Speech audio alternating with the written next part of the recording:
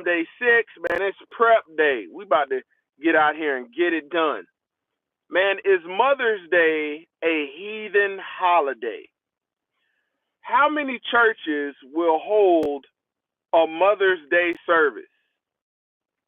The First Lady, all the mothers of the church are going to get a special recognition. What's really going on? Nowhere in the whole of the Bible do we see an example of this. And if you really care about the truth and look at the origins of Mother's Day, you'll realize that it's idolatry. It started in ancient Greece, and it's nothing more than goddess worship. Now, I know this one won't get a lot of views. It will get a lot of negative comments because this is a holiday right here mamas like. It doesn't matter whether you're a just mother, an unjust mother, a righteous mother, an unrighteous mother, an absent mother. Women love Mother's Day. A lot of men know the truth, but won't stand 10 toes down and say, hey, I'm not celebrating that. Because you don't want to hear mama's mouth. You don't want to hear your woman's mouth.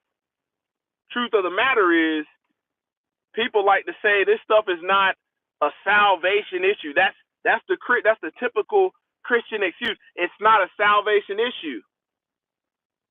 Worship of idols is not a salvation issue. Yeah, you got to get that excuse out of here because the truth always comes straight up the middle. Do your research on Mother's Day. See, most people have a image of godliness but deny the power of. They have this religious spirit where you just, Mother's Day. I got a phone call from my mom. I'm going to say, what you doing for Mother's Day? I said, nothing. Nothing. Not doing anything. People take offense to you not participating in heathen culture, in pagan ways, partaking in idolatry. And this is where I want you to understand, this is where a lot of your persecution will come from, because you have come out from among those that worship idols. Okay, if we don't see a biblical example of it, we see it originated in ancient Greece, and it's got all this goddess worship in there. Most of y'all never told you to keep their ways, keep their tradition. He told you to keep his ways, his laws, statutes, and commandments. Doesn't it say thy righteousness is an everlasting righteousness and thy law is the truth? You got to understand. You got to look at people like the Pharisees in the book. They had all these man-made traditions that the Most High Yah that never told anybody to keep. How many pastors will facilitate and encourage, this idolatrous worship, this heathen worship? This is the same reason why the church tells you that everybody in the Christian church is the Gentiles. The Gentiles was lawless. The laws of Moses wasn't given to them.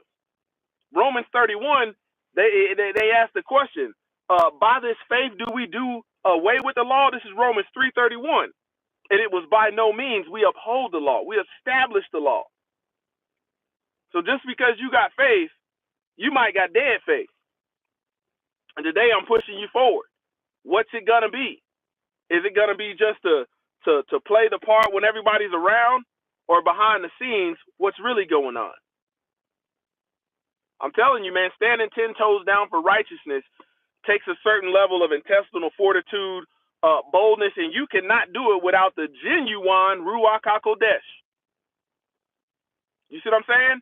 You're going to there is a and I told you before, a lot of these heathen holidays, these, pagan or idolatrous holidays are designed to keep you broke.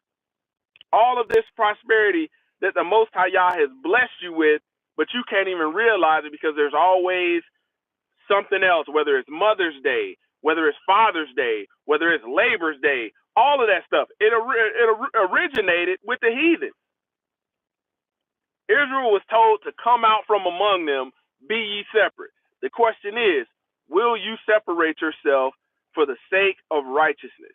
Closer to Yah Ministries, kicking that thing gun barrel straight.